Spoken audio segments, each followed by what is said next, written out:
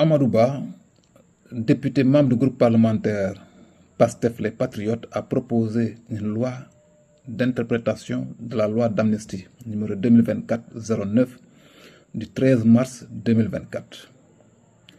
Mon analyse de cette loi interprétative de Amadou Ba me permet de faire ressortir quelques faiblesses. Première faiblesse, elle est liée à la personnalité qui doit interpréter une loi. Une loi interprétative ou loi d'interprétation est une loi qui donne des directives d'interprétation aux juges.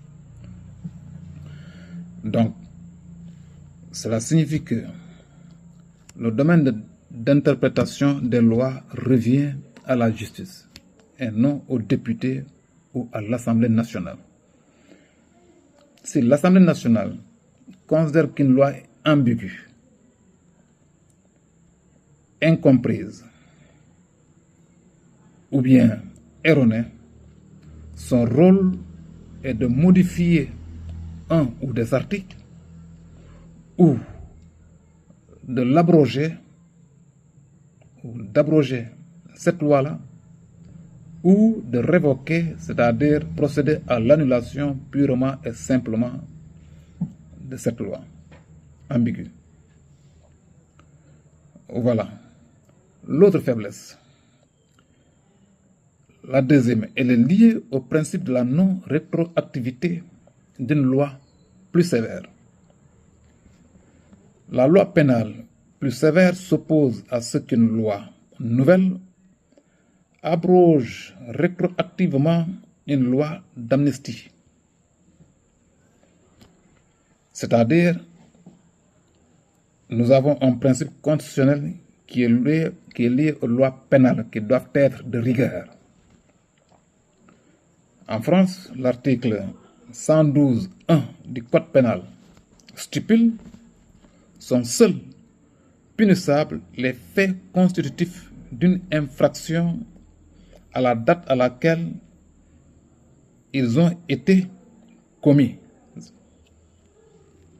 Seulement, à la date où la loi entre en vigueur, c'est les faits d'infraction qui correspondent à cette date qui sont concernés. Mais il ne s'agit pas des faits qui sont passés, donc antérieurs à la loi, à l'adoption de la loi. C'est ce que dit la Déclaration des droits de l'homme et dit citoyen de 1789 qui stipule que des faits ne peuvent être jugés au regard d'une loi ultérieure. C'est très clair. Donc, pour les faits qui vont être pris en charge par cette loi interprétative au cas où le gouvernement décide de revenir sur une partie de la loi d'amnistie et les faire appliquer aux fautifs. Donc, que tout le monde sache que ce sont des faits qui ont eu lieu lorsque la loi interprétative entre en vigueur, qui seront en tout cas pris en compte. L'autre faiblesse, la troisième faiblesse, elle est liée à l'interprétation très approximative que Amadou Ba a fait de l'exposé des motifs de la loi d'amnistie. Selon Amadou Ba, lui considère que la volonté du législateur de la loi d'amnistie n'a donc jamais été de laisser impunis des infractions de droit commun sans aucun lien avec une motivation politique. C'est comme ça qu'elle comprend, en tout cas, la loi d'amnistie. Donc, et les faits politiques dont il parle, ce sont des faits politiques qui vont de 2021 à 2024. Or, le législateur qui est à l'origine de la loi d'amnistie, lui dit que la loi d'amnistie couvre tous les faits susceptibles de revêtir la qualification d'infraction criminelle ou correctionnelle commis entre le 1er février 2021 et le 25 février 2024, tant au Sénégal qu'à l'extérieur, qu'à l'étranger, se rapportant à des manifestations ou ayant des motivations politiques, y compris celles faites par tous les supports de communication que leurs auteurs aient été jugés ou non. Bien. Ici, nous voyons que Amadou Ba prend l'intervalle de 2021 à 2024, alors que celui qui a proposé la loi d'amnistie parle de la période du 1er février 2021 au 25 février 2024. Donc Amadou Ba, lui, prend en compte, inclut, c'est la période du 1er janvier 2021 au 31 janvier 2021, alors que la loi d'amnistie ne considère pas cette période-là.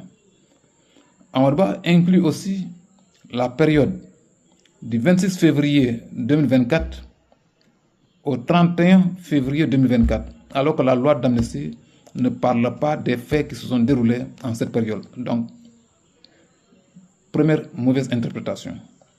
Deuxième mauvaise interprétation, Amadou Ba parle des droits, des faits de droit commun, alors que le législateur qui est à l'origine de la loi d'amnistie, lui précise très clairement qu'il s'agit des faits d'infraction criminelle ou correctionnelle.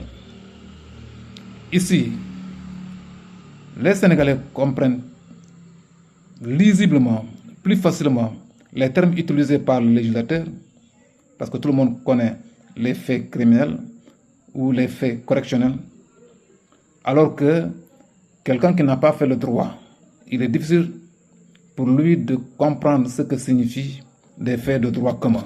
Il faut qu'on lui explique. Voilà. Et là, je crois que l'interprétation, au lieu d'aider les Sénégalais à comprendre plus facilement, donc alourdit la compréhension. Ça, c'est une faiblesse que j'ai relevée. L'autre faiblesse, la quatrième faiblesse, elle est liée au respect des caractéristiques d'une loi. Une loi, quelle que soit sa nature, répond à trois caractéristiques. Caractéristique 1, c'est-à-dire c'est la généralité. Une loi est de portée générale, c'est-à-dire elle s'applique à tous. Alors que la loi interprétative de Amadou Ba ne s'applique pas à tous. Une loi se caractérise par son impersonnalité, c'est-à-dire elle ne vise pas des personnes ou des cas spécifiques, alors que la loi proposée par Amadou Ba ne vise qu'un certain nombre d'individus et un certain nombre de faits. Et la loi doit être de caractère obligatoire, c'est-à-dire forcément doit être obligatoire dans son application. Je ne pense pas que cette loi donc interprétative répond à ce critère d'obligation. Cinquième faiblesse, elle est liée à l'application de l'article 82 de la Constitution. L'article 82 de la Constitution stipule que les propositions et les amendements formulés par les députés ne sont pas recevables lorsque leur adoption aurait pour conséquence soit une diminution des ressources publiques, soit la création ou l'aggravation d'une charge publique, à moins que ces propositions ou amendements ne soient assortis de propositions de recettes compensatrices.